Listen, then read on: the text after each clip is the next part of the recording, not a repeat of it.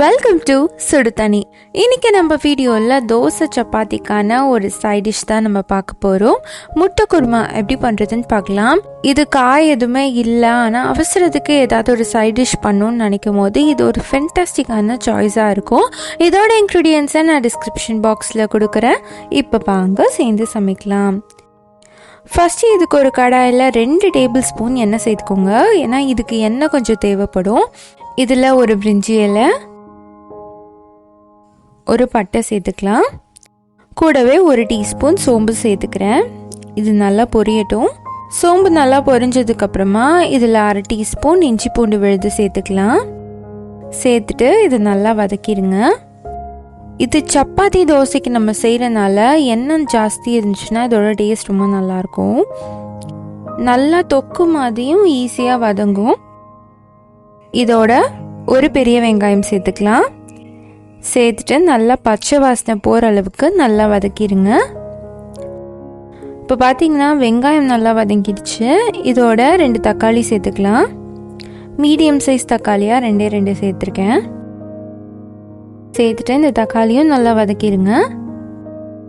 இதோட ஒரு 1/2 டீஸ்பூன் உப்பு, 1/2 டீஸ்பூன் மஞ்சள் தூள், 1 டீஸ்பூன் மிளகாய் தூள், 1 டீஸ்பூன் கரம் மசாலா சேர்த்துக்கலாம்.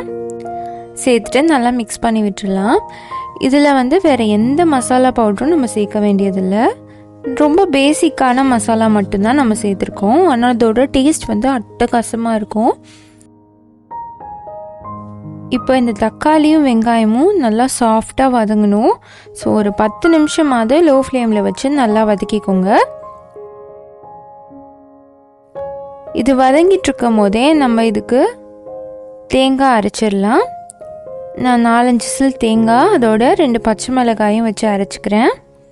இதை கட்டி இல்லாமல் அரைச்சிக்கோங்க. தண்ணியாக அரைச்சா கூட பரவாயில்ல. அந்த டைம்லேயே இது நல்லா வதங்கிடுச்சு. இப்போ இதில் நம்ம அரைச்சி வச்சுருக்க அந்த தேங்காய் பேஸ்ட்டை சேர்த்துடலாம்.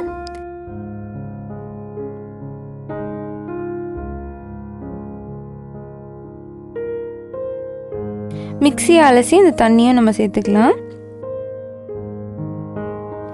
சேர்த்துட்டு நல்லா மிக்ஸ் பண்ணிக்கோங்க. இது நல்லா ஒரு கொதி வந்ததுக்கப்புறமா இதில் நம்ம 2 முட்டை சேர்த்துக்கலாம்.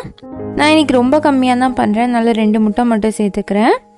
இந்த மஞ்சள் கரு குழம்போட படும்போது நல்ல ஒரு திக்னஸ் வந்துடும். நல்லா மிக்ஸ் பண்ணி விட்டுருங்க.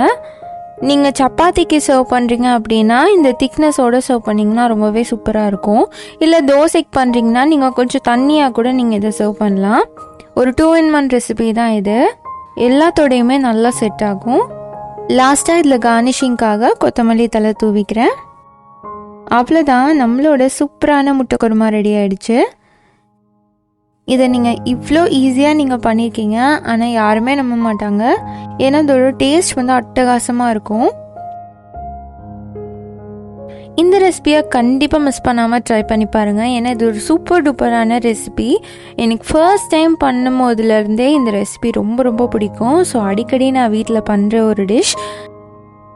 நீங்களும் இதை ட்ரை பண்ணி பார்த்துட்டு எப்படி இருந்துச்சுன்னு சொல்லி கமெண்ட் பண்ணுங்கள். இந்த வீடியோ உங்களுக்கு பிடிச்சிருந்தா லைக் பண்ணுங்கள். சுடுதண்ணி சேனலை சப்ஸ்கிரைப் பண்ணுங்கள். தேங்க்யூ.